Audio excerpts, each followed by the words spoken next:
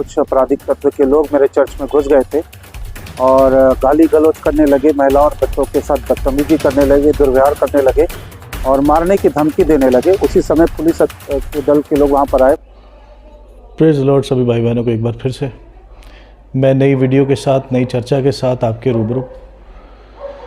जैसा कि मैंने पिछली वीडियो में आपको बताया था कि 17 दिसंबर के दिन बेरोज़गार के लोग एक चर्च में चले गए और वहाँ पे उन्होंने चर्च की चलती सभा को बंद करवाया।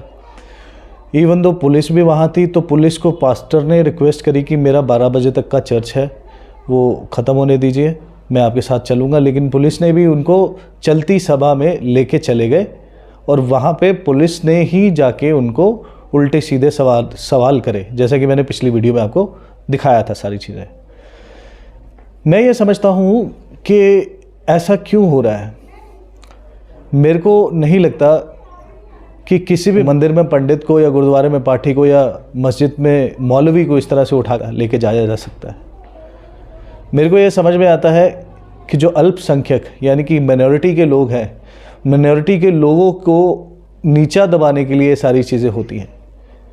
अब बात रही ये लोग धर्मांतरण करते हैं, तो मैं ये इनसे सवाल पूछना चाहता हूँ कि धर्मांतरण जो ये बोलते हैं, क्या हमें इंडिया का संविधान इसकी इजाज़त नहीं देता? क्या आर्टिकल 25, 26, 27 और 28 किस लिए है? क्या यहाँ पे लॉ एंड ऑर्डर बिल्कुल नहीं है? अगर हम बात करें, हमारे एक प्रीस्ट को पुलिस थाने में लेके जाके सवाल किए जाते हैं उनसे, उनको बोला जाता है सूची क्यों नहीं बनाई। सूची माने लिस्ट, जिनको नहीं समझ में आ रहा कि जितने आपके चर्च मेंबर्स हैं उनकी लिस्ट बनाइए। तो मैं ये सवाल पूछना चाहता हूँ इसी प्रशासन से कि आप मुझे बताइए कि कौन से मंदिर में लिस्ट बनती है, कौन से गुरुद्वारा या कौन से मस्जिद में लिस्ट बनती है, किस धार्मिक स्थल में लिस्ट बनती है। कभी हम भी जाया करते थे अपने दोस्तों के साथ, मंदिर में गए, गुरुद्वारे में गए, उन्होंने तो हमसे पूछा नहीं कि भैया तुम्हारा नाम क्या है। हम गए, जाके वापस आ गए। तो हमने जब वहाँ पे ऐसा कल्चर नहीं देखा, तो हमारे बीच में ऐसा कल्चर क्यों भरा जा रहा है? इस तरह की बातें हमें इसलिए बोली जा रही ताकि हमारे प्रीस्ट जो है वो डर जाए, कंफ्यूज हो जाए, है ना, और जो काम कर रहे हैं खुदा का, प्रभु का, वो बंद कर दें। मैं समझना चाहता हूँ कि मान लीजिए किसी बंदे को कोई किडनैप करके लेके जा रहा है। फॉर एग्जाम्पल, कोई किसी को किडनैप करके लेके जा रहा है। किडनैप करने के लिए एक बंदे को कम से कम 4 बंदे लगते हैं, 4 बंदे। अब चर्च लग रहा है, चर्च में लोग अपने आप चल के आ रहे हैं, अपनी मर्जी से आ रहे हैं। यहाँ पे लालच या धर्मांतरण जैसी क्या चीज़ है? मैं ये पूछना चाहता हूँ आप लोगों से।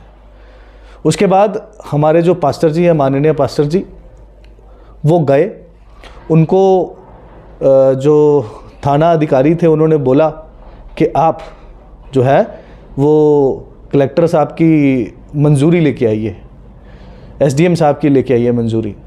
तो बेचारे, क्योंकि आने वाला 25 दिसंबर जो है वो मंडे के दिन पड़ रहा है और 24 दिसंबर को जो है वो संडे पड़ रहा है, तो संडे भी चर्च लगेगा और 25 तारीख को भी लगेगा। अब वो बेचारा प्रीस्ट इसलिए डरे हुए हैं क्योंकि ये लोग फिर से आएंगे, फिर से उनके प्रोग्राम में, उसके त्यौहार में खलबली मचाएंगे, क्योंकि वो माइनॉरिटी हैं, क्योंकि वो बोल नहीं सकते कुछ। क्योंकि हमारा जो धर्म है, हमारा जो बाइबल है, हमारा जो यीशु मसीह हमें शिक्षा देता है, एक गाल पे कोई थप्पड़ मारे तो उसकी तरफ दूसरा भी फेर दे, ये शिक्षा हमें मिलती है।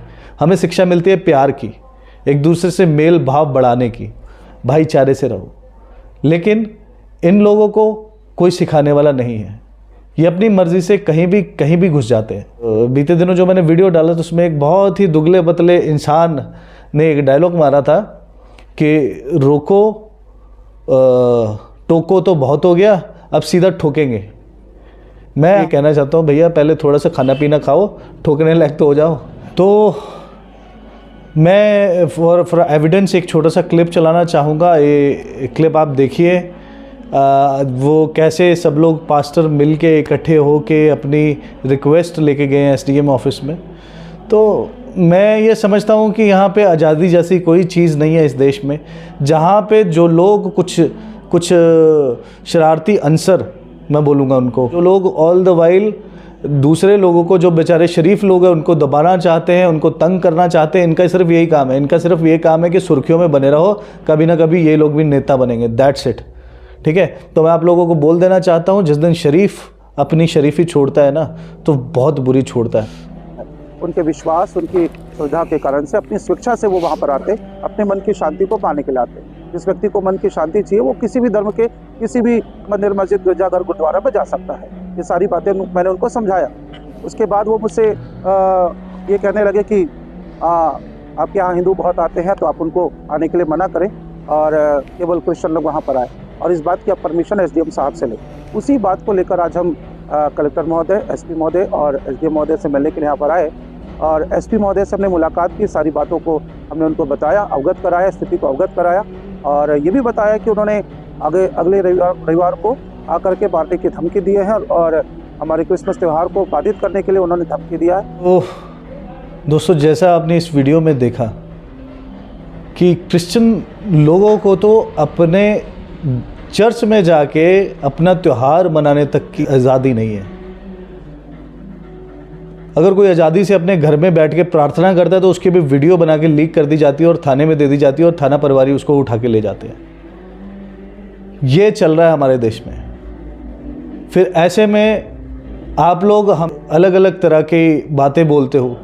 प्रीस्ट को जिसकी रिस्पेक्ट करनी चाहिए उसको आप मजबूर करते हो कि जाओ परमिशन लेके आओ। मैं समझता हूँ कि जगह जगह पे मंदिर हैं, कौन परमिशन लेके मंदिर बनाता है? जगह जगह बाकी धार्मिक स्थल हैं, कौन बनाता है परमिशन लेके?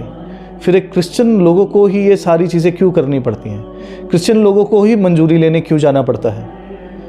इसी के साथ मैं अपनी वीडियो का अंत करूँगा। इसके बारे में सोचिए, ठीक है? हमें भी आज़ादी से जीने दीजिए, सब लोगों को आज़ादी से जीने दीजिए। जो लोग जिस जहाँ पे जाके खुश हैं उनको जाने दीजिए।